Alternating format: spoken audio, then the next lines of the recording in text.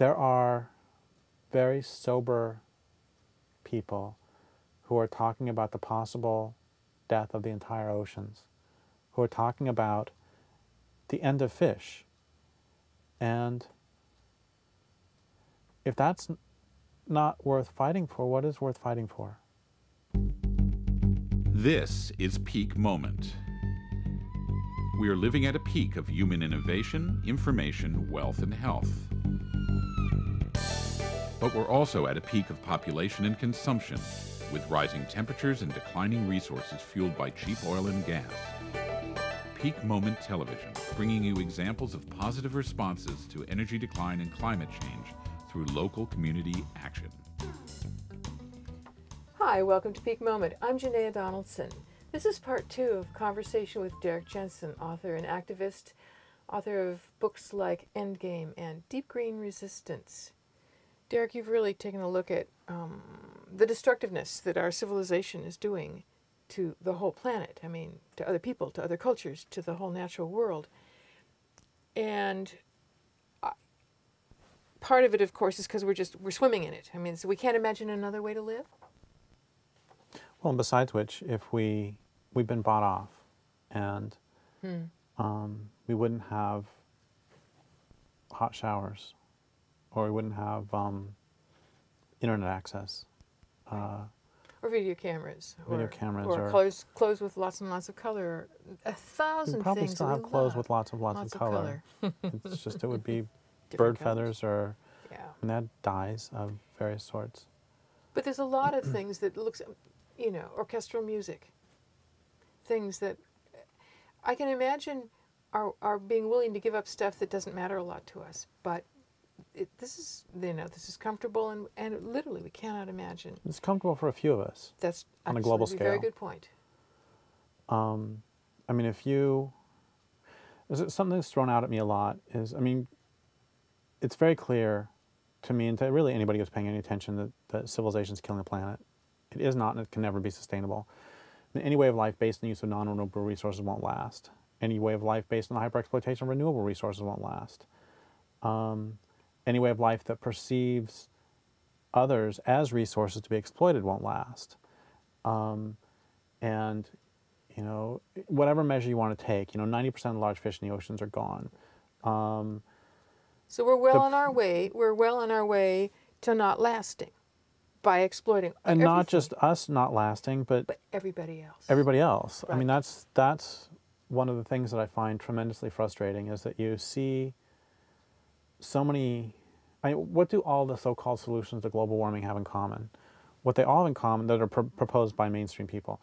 What they all have in common is they take industrial capitalism as that which must be saved at all costs, as civilization as that which must be saved at all costs, and the natural world is that which must conform to industrial civilization. And that is literally insane in terms of being out of touch with the physical world, because the physical world is the physical world, and you don't have any social system without a physical world. You don't have any economy without you don't have anything. The physical world. I mean, it's the source of all life. Yeah. And one of the brilliant things this culture has done, which is what any abusive system does, is separate us from the source of life. Any abuser, I mean, domestic violence situation, one of the first things they do is they cut off the woman. The man will cut off the woman, which if we use a male-female standard since we live in a patriarchy. The man will cut off the woman from her social contacts. He will attempt to convince her to normalize the behavior. He will attempt to... One of the reasons that so many women stay with abusive men, well, one of the reasons is because when they try to leave, they're 7 times more likely to be killed than when they stay. But another reason, I believe it's 7, anyway, another reason that so often they stay is because they don't know how they're going to survive, because they are dependent. And the dominant culture has done the same thing, that if your experience is that your food comes from a grocery store and your water comes from the tap, you will defend to the death the system that brings those to you. Yes, yes. If, on the other hand, your food comes from a land base and your water comes from a river, you will defend to the death the land base and the river because your life depends on it. So one of the things that's happened is we have on every level been separated from the real world. And that doesn't alter the fact that the real world is what supports everyone.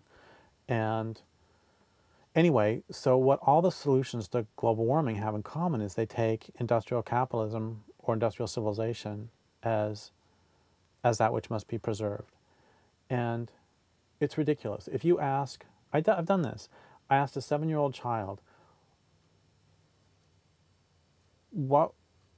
how would you stop global warming that's caused in great measure by the burning of oil and gas? And the 7-year-old kid said, stop burning oil and gas. If you ask a 35-year-old who works for a high-tech consulting firm how to stop global warming that's caused in great measure by the burning of oil and gas, they will give you an answer that helps the high-tech consulting firm. And when people ask, how can we stop global warming, that's not what they're asking. What they're asking is, how can we stop global warming without actually stopping the burning of oil and gas? That's what they're really asking. Or how do we change this culture without change the culture? Changing, without risk to myself, right? Well, yeah, exactly. And that's one of the problems, is that I've asked people at talks, are you afraid of the United States government? And are you afraid, if you were to, do you change your behavior and do you change what you say about ecological destruction and about corporate control because of fear of reprisals by about 90% say yes. Yes, I believe that. Which doesn't alter the fact that the world is being murdered. And one of the things that we need to recognize is the culture is not going to change on its own. There's not going to be a voluntary transformation. That was one of the things that hit me. That is like, you're not going to get the corporations to turn around and do things to help the planet. They're you can't even get universal health care. I mean, yeah. Right. I mean, you can't even get no-brainers, I mean, the economy is collapsing and they're still increasing the military budget. It's just... And they're still bailing them out. The amount of money that they spend, I've done the math on this, and I think, I don't remember what the numbers are for, oh gosh, I think it's like they're spending like, I'm making the numbers up, but it's like $1 million per Afghan person that they're killing. I've heard some astronomical thing like this. Yeah. I think they're actually spending, not for the ones they kill, but I think they're spending like 10 times the GNP of Afghanistan, per capita GNP. They're spending 10 times that much for the repression. And I mean, that's just stupid, as well as immoral. It's just really stupid. Why don't you just hand them the money and say, be nice to us and we'll be nice to you, whatever. I mean, none of this makes any sense. And that's what I think about when I read articles about the Arctic melting. What they are is about how wonderful this is because this is more oil and gas they can exploit. This is more gold they can try to get or whatever. Shipping lanes, yeah. Shipping lanes. Right. It's continuing the same, which is not going to stop. Yeah, and what would we do if space aliens had come down from outer space and they were systematically deforesting the planet and they were systematically changing the climate and they were putting dioxin in every mother's breast milk? And of course we would fight that. We would fight that. Because you see who the enemy is, and we would probably, we would fight that to protect what? Our lives, right? We're looking at a web, incredibly deep web of interconnected organizations, structures, agencies. A culture of domination in which it's all the way from our thoughts to every physical form outside of us. One of the first things, I think so many indigenous people have said to me that the first and most important thing that we need to do is to decolonize our hearts and minds. And part of that is, as we talked about last time, part of that has to do with perceiving the world as not consisting of resources, etc. But it's not sufficient to just change your heart, because that doesn't do a thing to stop the power structures, to change the power structures. It's like my friend Lier says, the role of an activist is not to navigate systems of oppressive power with as much integrity as possible. The role of an activist is to take down those systems of oppressive power. And so one can find in one's heart that the Nazis are evil, or that the apartheid South Africans are evil, or that capitalism is evil. But if all you do is change your own little heart, that doesn't do a damn thing to help the... It's not doing enough. It fits in with what you're saying about taking private showers. It's like saving water, saving anything, recycling. But 90% of the water used in the industrial nations is used for agriculture and industry. So people aren't dying of thirst in Africa because of people taking showers. They're dying because the water's being stolen. And it's the same. Most of the countries that experience famines at that time are exporting food. The Great Irish Potato Famine, they were exporting grain to England. They're not dying of starvation. They're dying of colonialism. And this is happening. New land grabs are going on right now. Recently, China's taking land in Pakistan, and it comes with soldiers to keep the local people off. China and Japan and some other countries are doing land grabs in Africa, and the United States, of course, doing land grabs. What was it? I don't remember which country it was recently, Somalia maybe, or Ethiopia, that was exporting lima beans and other foodstuffs to Europe at the same time The people are starving. that the people are starving. Yes, yes. And years ago, 15 years ago now, or 13 years ago, I interviewed a member of the Tupac Amaristas, a rebel group in Peru. And I asked him what they want for the people of Peru. And he said, we want to be able to grow and distribute our own food. We already know how to do that. We merely need to be allowed to do so. And that's the entire struggle right there. So back to the space aliens coming down, is that, and to decolonizing, that one of the important things about decolonizing is, the most important part, I think, is finding your loyalties. Are you loyal to, what is it you want to preserve? What do you want to protect? Do you want to protect industrial capitalism? Do you want to protect the natural world? Who is your allegiance to? It's like one of the things that I talk about quite often at talks is that as civic society collapses, if you want to know what happens when a patriarchal civic society collapses, look at the Democratic Republic of Congo. That as civic society collapses, there will be whether through peak oil, through resistance, through economic collapse, whatever, there will be an increase in rapes. That this is what happens when cultures are stressed, when communities are stressed, rates of rape often go up. And this is not to excuse the men who are doing it at all. I'm just saying it's what happens. Okay. And the time to prepare for that is now, and is before the collapse, before civic society collapses. And whenever people talk about this, I always say that there's two different things we can do, and this is going to come back to the point of resistance, which is my suggestion for women in this circumstance is the words of Andrea Dworkin, which is harden your hearts and learn to kill. And what I mean by that is the time to take a self-defense class is now. It's not when somebody's kicking your door down. And what I think that men should do is we need to make our allegiance to the victims of male pattern violence absolute. And we need to transfer our allegiance now. And this comes back to the global warming thing, having to do with, we need to make our allegiance to the natural world absolute, to the real physical world absolute. And as you know from Endgame, there are some things about Buddhism I don't much like. But one of the things I do like, when it's correctly applied, is the notion of attachment. And but the problem is that it becomes dogmatic in that they'll say we need to not be attached to the natural world or whatever. That's insane. But I like it in terms of I drive a car, but I'm not attached to the car. And as opposed to I am attached to living in a world with frogs and living in a world with salmon and redwoods. There's a difference. And so one of the things is we can still drive a car, we can still do whatever, because I didn't create, it's like an indigenous person said to me years ago, I was complaining, oh my God, I caused global warming because I drive a car.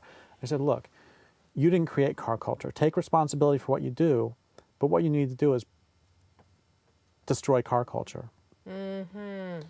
And that's taking the responsibility. Once again, what would we do? things, as soon as your allegiance really is to the real world, the real physical world, and not to industrial capitalism, things become a lot more clear. And one of the things that's really clear and really important is the necessity for organized resistance. And I mean this on every level. I mean this from the level of, I mean, I have no problem. We've all heard the story of in Denmark during World War II, when they put the stars on, the first person to put on a star was the king. For the Jews. Yeah, I mean, Jews had to have a star on their So clothes. other Danes would do it. And that's great, but that only worked because Denmark had been declared a model protectorate by Hitler, and there were different rules in place in Denmark than there were in Poland, for example. If a non-Jew put on a star in Poland, I'm sure it would have been like, great, Off to the concentration off the camps. concentration Yeah. camp you go. And so when I talk about this, I'm not glorifying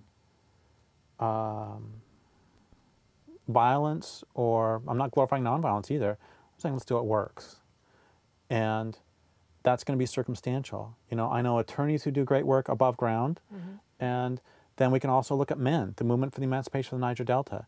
They were entirely above ground. They tried to play by the government's rules, and Ken Saro-Wiwa and others were executed, murdered at the behest of Shell by the Nigerian government. And so now they've gone underground, and they have been able to reduce oil output in Nigeria by up to 40% through sabotage and kidnappings. And there it's worked. And I guarantee they have less resources than any NGO here. And what we need to do is get really serious about, and we're talking about the real physical world, 120 to 150 to 200 species went extinct today. I want to say another thing too, which is one of the responses by a lot of people is to say, well, and that's the case, we need to make our own little lifeboats and protect those close to us. And I can understand the logic behind that on some level, but there's another level at which I find it really disturbing. And I've studied the resistance to Hitler, because if you're going to write about violent resistance, the first place to start really is resistance to Hitler, because it's like such a no-brainer. And one of my heroes is Henning von Tresckow, who was on the Eastern Front, and he was involved in the resistance for many, many years, trying to stop Hitler. And when the Allies invaded France in 1944, or reinvaded, started to liberate France, the members of the resistance knew that the war was effectively over.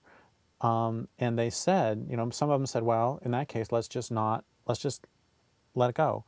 And Henning von Tresckow's response was, I don't know if I'll be able to say this without crying, was the Nazis are killing 16,000 innocent civilians every day. And so every day that we can bring down, every day sooner that we can bring down the Nazi regime is 16,000 innocent people. We must go ahead. And 200 species are going extinct every day. Every day sooner that we can bring it down is a day sooner that those species aren't going extinct. And there's that much left of the world for both humans and non-humans afterwards. It really bugs me that sometimes for calling for bringing down civilization, there are some people who say, well, that's really immoral because it's going to kill a lot of people. And my response is always, which people are you talking about? First off, you're talking about hammerhead shark people? You're talking about salmon people? Talking about polar bear people? And polar bears, if you ask polar bears if we should bring down civilization, they'd say, yeah. Yeah, right now. But okay, let's forget them. Let's just talk about humans. Do you think that subsistence farmers in India would be better off if the global economy disappeared? Of course they would. I asked Anuradha Mittal, former executive director of Food First, if the people of India would be better off. And she just, if the global economy disappeared, and she just laughed and said, of course. She said, poor people the world over would be. There are former granaries of India that now export dog food and tulips to Europe because of the global economy. So people are starving to death so people in Europe can have dog food and tulips. And so would the people of the world who don't have access to electricity right now, would they care if the grid came down? Of course not. And except insofar, I mean, you want to talk instant land reform in the third world, take down the grid in the industrialized nations, and no longer can the United States send arms in to, and there have been studies done that show that increased resources valuable to industrialized nations there's pretty much a one-to-one correspondence between increased resources available there and warfare within that country, for pretty obvious reasons. Yeah, that makes sense. And so I don't think it's fair to say that taking down civilization is even anti-human. It's anti-exploitation. My definition of bringing down civilization is depriving the rich of their ability to steal from the poor and depriving the powerful of their ability to destroy the planet. And, I mean, we are in a crisis. There are very sober people who are talking about the possible death of the entire oceans, who are talking about the end of fish. And if that's not worth fighting for, what is worth fighting for?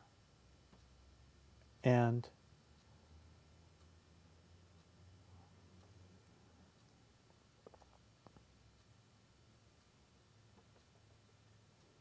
I got interviewed by a pacifist several years ago, and it was a terrible, terrible interview.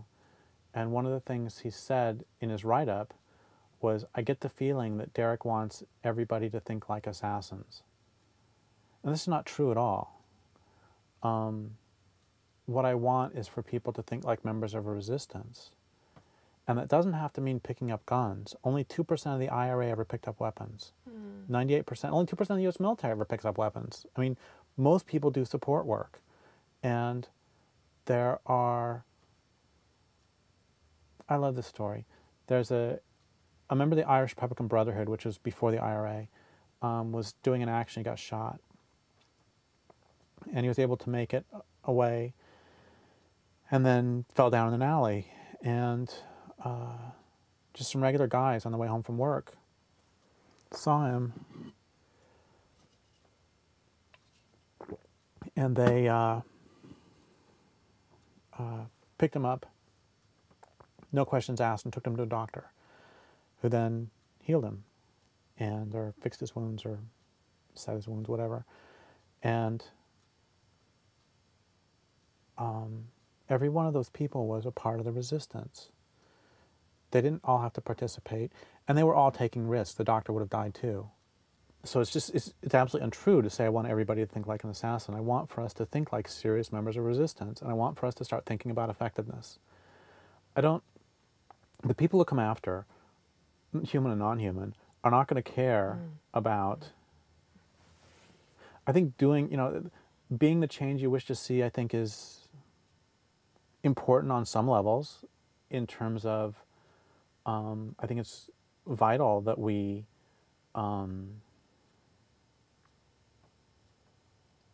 it is crucial to who I am that I not be misogynist. Excuse me, that is part of the change I wish to see. But that's not sufficient. And the people who come after are not going to care about our emotional state. And they're not going to care about whether we felt really good for fighting the good fight. And they're not going to care how hard we tried. They're not going to care if we, made really groovy artistic pieces of giant footprints. They're not going to care about whether we wrote really big books. They're not going to care about any of that. What they're going to care about is whether they can breathe the air and drink the water. What they're going to care about is whether the land can support them. That is the only measure by which we will be judged by those who come after, is the health of the land base. They're not going to care about whether we did great TV programs. I mean, these are not ends. That's right. These are means. That's right. And so I think we need to really start thinking in terms of effectiveness. I mean, those in power think in terms of effectiveness all the time. I mean, oftentimes they're really ineffective. But we need to start thinking about what is it. We don't do a very good job at either coming up with goals or with strategic thinking. We need to think, what is it that we want? I don't think most environmentalists even know what we want, frankly. Yeah. And what I want is I want to live in a world that has more wild salmon every year than the year before, and a world with more migratory songbirds every year than the year before. I've lived here for 10 years. I've seen a collapse just in this time, another collapse of migratory songbirds. Frogs. 3 years ago where I live, frogs were so loud out at night. No, 5 years. Five years ago, they were so loud at night that I could not have a human conversation outside during the spring. And now, almost none. The last couple of years, I've started to notice banana slugs even are disappearing. I've heard from friends elsewhere that banana slugs, actually elsewhere in the county even, both banana slugs and frogs are doing okay. But I don't know. I mean, so that was what it has to do with what I was saying about loyalty. Oh, God, I got to tell you this. This guy, Kevin Kelly. We're about 3 minutes over, but keep going. Okay, this guy, Kevin Kelly, wrote this wretched book called What Technology Wants, which he was one of the founders of Wired. Okay. And he's it's basically a toxic mimic of animism, that he thinks he starts off with technology as a technology, what does it want as a metaphor, and he ends up actually, what does technology want? He talks about technology as a living being. And what does it want? Yeah, it wants to kill us, frankly. But anyway, he interviewed me for that book. And the interview was one of the most surreal things ever, because he said, so what do you want? You're clear that you want civilization to crash. What do you want after civilization?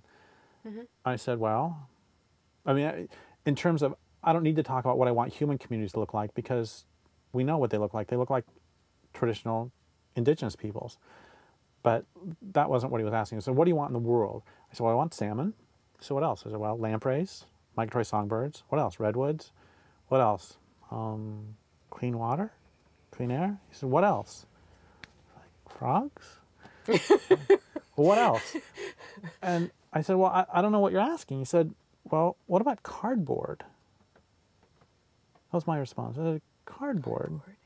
Yeah, he said, don't you want cardboard? Not particularly. He said, well, what about electricity? I said, well, the manufacture, the production of the generation of electricity, the industrial generation of electricity is not sustainable. Well, it doesn't really matter what I want on that level. You know, there's lots of little girls who want pink ponies for Christmas, and it doesn't mean they get them. And you can't have industrially generated electricity on a planet. It's just ain't possible. It's not sustainable. It's not sustainable. Derrick, thank you. Oh, thank you. You're watching Peak Moment, Locally Reliant Living for Challenging Times. I'm with Derrick Jensen, the author and activist. Join us next time.